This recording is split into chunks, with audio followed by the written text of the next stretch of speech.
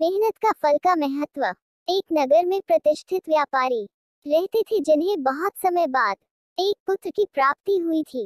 उसका नाम चंद्रकांत रखा गया। चंद्रकांत घर में सभी का दुलारा था। अति कठिनाई एवं लंबे समय इंतजार के बाद संतान का सुख मिलने पर घर के प्रत्येक व्यक्ति के मन में व्यापारी के पुत्र चंद्रकांत के प्रति विशेष लाड़ प्यार था, जिसने चंद्रकांत को बहुत बिगाड़ दिया था। घर में किसी भी बात का अभाव नहीं था।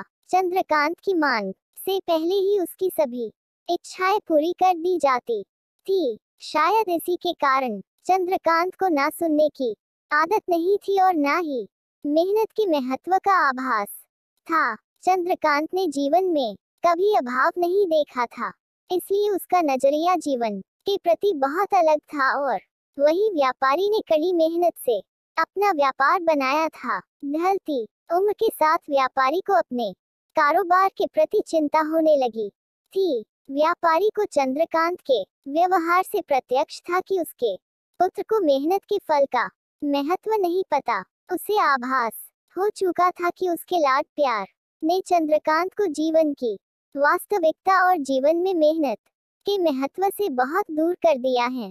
गहन चिंतन के बाद व्यापारी ने निश्चय किया कि वो चंद्रकांत को मेहनत के फल का महत्व स्वयं सिखाएगा, चाहे उसके लिए उसे कठोर ही क्यों न बनना पड़े।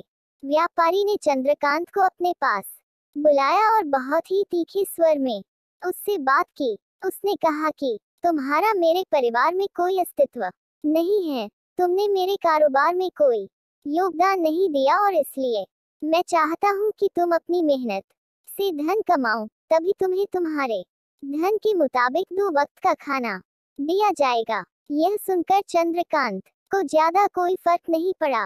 उसने उसे क्षण भर का गुस्सा समझ लिया, लेकिन व्यापारी ने भी ठान रखी थी। उसने घर के सभी सदस्यों को आदेश दिया कि कोई चंद्रकांत की मदद नहीं करेगा और न ही उसे बिना धन के भोजन दिया जाएगा।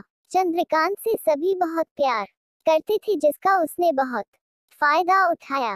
वो रोज किसी न किसी के पास जाकर धन मांग लाता और अपने पिता को दे देता, और व्यापारी उसे उन पैसों को कुएं में फेंकने का बोलता, जिसे चंद्रकांत बिना किसी अड़चन के फेंक आता और उसे रोज भोजन मिल जाता। ऐसा कई दिनों तक चलता रहा, लेकिन अब घर के लोगों को रोज रोज धन देना भारी पड़ने लग सभी उससे अपनी कन्नी काटने लगे, जिस कारण चंद्रकांत को मिलने वाला धन कम होने लगा और उस धन के हिसाब से उसका भोजन भी कम होने लगा।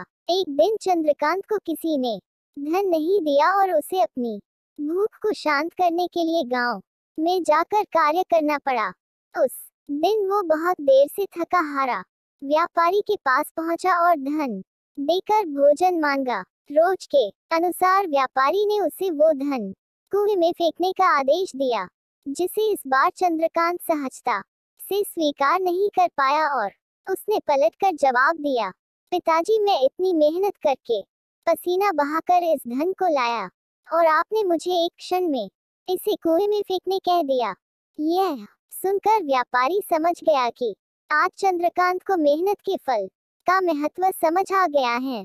व्यापारी भली भांति जानता था कि उसके परिवार वाले चंद्रकांत की मदद कर रहे हैं, तभी चंद्रकांत इतनी आसानी से धन कुएं में डाल आता था। लेकिन उसे पता था एक न एक दिन सभी परिवारजन चंद्रकांत से कन्नी काट लेंगे। उस दिन चंद्रकांत के पास कोई विकल्प शेष नहीं होगा। व्यापारी ने चंद्रकांत को गले लगा लिया और अपना सारा कारोबार उसे सौंप दिया। शिक्षा। आज के समय में उच्च वर्ग के परिवारों की संतानों को मेहनत के फल का महत्व पता नहीं होता, और ऐसे में यह दायित्व उनके माता पिता का होता है कि वो अपने बच्चों को जीवन की वास्तविकता से अवगत कराए। लक्ष्मी उसी घर में आती है जहाँ उसका सम्मान होता है। लेकिन अगर आज व्यापारी अपने पुत्र को मेहनत का महत्व नहीं बताता, तो एक न एक दिन व्यापारी की आने वाली पीढ़ी व्यापारी को कोसती।